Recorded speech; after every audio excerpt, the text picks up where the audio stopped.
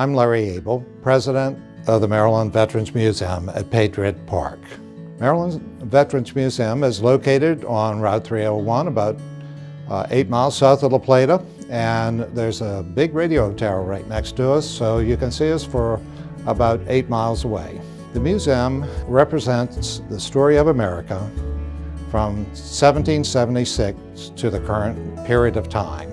And we have 10 galleries from the Revolutionary War to the Gulf Wars that we're currently involved in. This museum started almost 50 years ago with an African American who was in Vietnam. His name was Donald Wade.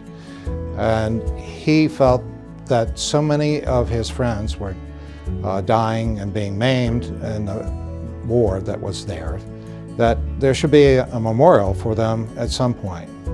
So the seed that he had in his mind at that time did not come to fruition till almost 30 years later, when he was serving on the Board of Education, and he started speaking to the county commissioners at that time to have a memorial of some kind. And at that time, it was thought to be just maybe a monument that would list the names. So slowly, as other veterans became involved and this school site became available, the Veterans Committee at that time requested that it be turned over to them for use as a museum. So that's how that it all started. So here we are, 50 years later, the seed that was planted by that young African-American lieutenant now is a full museum with all kinds of exhibits.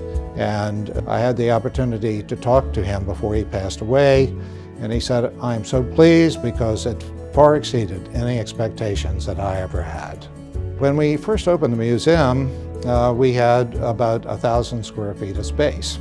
And as we were able to develop the museum, get more rooms, basically what happened is we started getting a following. And we found that the families of the county wanted people to remember them, and they wanted their artifacts to live on.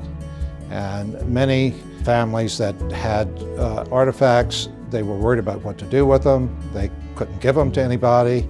So slowly, people started giving artifacts to us. So some of the more interesting things that have happened in terms of artifacts, we had one family that had a German machine gun. Her father had brought back from Germany, and also a Luger. And someone had offered her $25,000 for the machine gun and $9,000 for the Luger.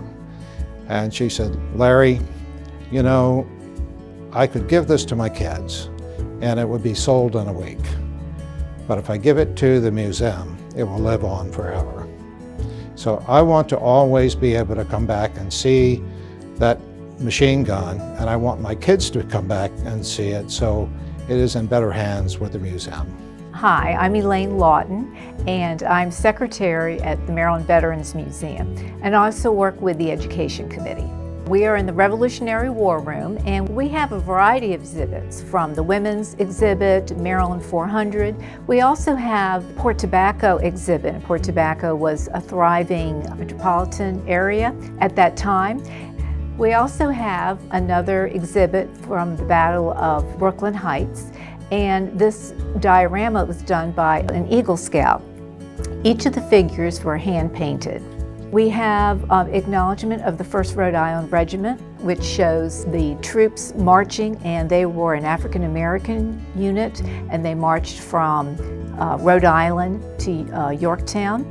And we also have just small things that troops would have, like their food, their playing cards. They didn't have any writing on them because they couldn't read. And we also have an encampment exhibit. I'm Richard Stutz. I'm a retired Chief Master Sergeant from the Air Force. I spent 23 years in the Air Force, and I was in bomb disposal, explosive ordnance disposal. I went to school for that over at Indian Head, Maryland. It used to be the EOD school. And now I am a volunteer at the museum, and I am a board member in charge of building construction and maintenance. Right now we are in the Vietnam room for the Vietnam War, and everything in this room has been donated by people from the Vietnam War, and displays are covering the gamut of the war from all different angles. We have some of the weapons that were used by both the Vietnamese, North Vietnamese, and the South Vietnamese, and also the U.S. forces. We have a big display of that. Here's a mannequin that we have that has all the parts of a U.S. Army uniform. This uniform here is actually my uniform that I donated when I stationed in Korat, Thailand. I spent 2 years in Thailand, and this is the actual uniform where I worked in the demolition range where we were destroying all the excess munitions or unserviceable munitions from the war. We also have a diorama here that was commissioned by the Veterans Administration. We built this for a display in their office building up in Washington, D.C. They took it up there, they had it on display for like 6 months. When they were done with it, they donated it to the museum. We also have a tiger cage that the North Vietnamese used to put captured pilots and POWs in to display that.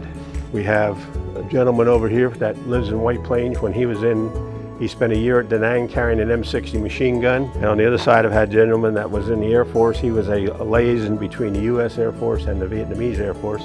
He lives in Indian Head, so we try to put some local people, local spin to our display. This room was dedicated to a Navy Master Chief. Her name is Bonnie Kaufman, and she was an air traffic controller in the Navy, had 30 years in the Navy. And this room is dedicated to her, and she unfortunately passed away. She had cancer for over 9 years. She'd been fighting it, and it finally got her. But this room has been dedicated to her memory. If you would like more information about the Maryland Veterans Museum at Patriot Park, please visit our website and you'll be able to find more information. Also follow our Facebook, join up with our Facebook, and all of our major events are located there. And the other thing, if you want, is to schedule a special event, please feel free to do so. We are available to give tours to groups, and we'll help you with that.